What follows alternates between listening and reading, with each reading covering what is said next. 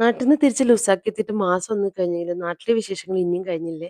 ഇത് ഞങ്ങൾ മൂകാംബിക ക്ഷേത്രത്തിൽ തൊഴാൻ പോയതിന്റെ വിശേഷമാണ്. ഞങ്ങൾക്ക് പാലക്കാട് നിന്ന് മൂകാംബിക ക്ഷേത്രത്തിലേക്ക് ഡയറക്റ്റ് ഒരു കെഎസ്ആർടിസി ബസ് ഉണ്ടായിരുന്നേ. അപ്പൊ അതിന് മുന്നേ കൂട്ടി എല്ലാം ബുക്ക് ചെയ്യണമായിരുന്നു. അപ്പൊ ഞങ്ങൾ മുന്നേ കൂട്ടി സീറ്റെല്ലാം ബുക്ക് ചെയ്ത് ഒരു തിങ്കളാഴ്ച രാത്രി 9 മണിക്ക് ഞങ്ങൾ മണ്ണാർക്കാട്ട് നിന്ന് ബസ് കയറി അടുത്ത ദിവസം രാവിലെ 7 മണിക്ക് ഞങ്ങൾ മൂകാംബിക ക്ഷേത്രത്തിന് മുന്നിലെത്തി. അവിടെ റൂംസ് എല്ലാം ഉണ്ടായിരുന്നേ. അപ്പൊ ഞങ്ങൾ അവിടെ പോയി ഫ്രഷായി മക്കളെയൊക്കെ റെഡിയാക്കി നേരെ അമ്പലത്തിലോട്ട് തൊഴാൻ പോയി.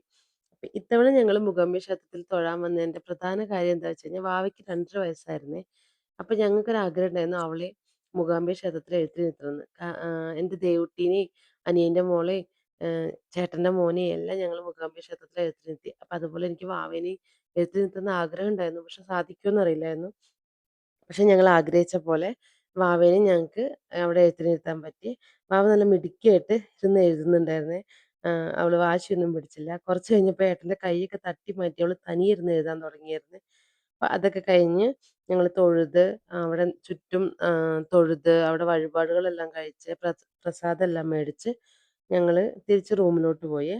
അപ്പോൾ പിന്നെ ഞങ്ങൾ അവിടുന്ന് ഭക്ഷണമൊക്കെ കഴിച്ച് കുറച്ച് റെസ്റ്റൊക്കെ എടുത്ത് അവിടെ അടുത്ത് കുറച്ച് സൗപർണിക അവിടെയൊക്കെ ഉണ്ടായിരുന്നു. അവിടെയൊക്കെ പോയി കണ്ട് തിരിച്ച് ഞങ്ങൾ വൈകുന്നേരം വീണ്ടും തൊഴാൻ വേണ്ടി വന്നേ. രാത്രി 8 മണിക്കാണ് ഞങ്ങൾ വന്ന ബസ് തിരിച്ചെടുക്കുന്നത് പാലക്കാട്ടേക്ക്. അപ്പൊ അപ്പത്തേക്ക് ഞങ്ങൾ തൊഴുത് ഇറങ്ങി ഭക്ഷണം എല്ലാം കഴിച്ചു. പിന്നെ നമ്മൾ അങ്ങനെ ബസ്സിൽ കയറി തിരിച്ച് നാട്ടിലോട്ട് പോന്നേ. അപ്പൊ ഇതൊക്കെയായിരുന്നു ഞങ്ങളുടെ മൂകാംബിക ക്ഷേത്രത്തിൽ പോയതിന്റെ വിശേഷങ്ങള്.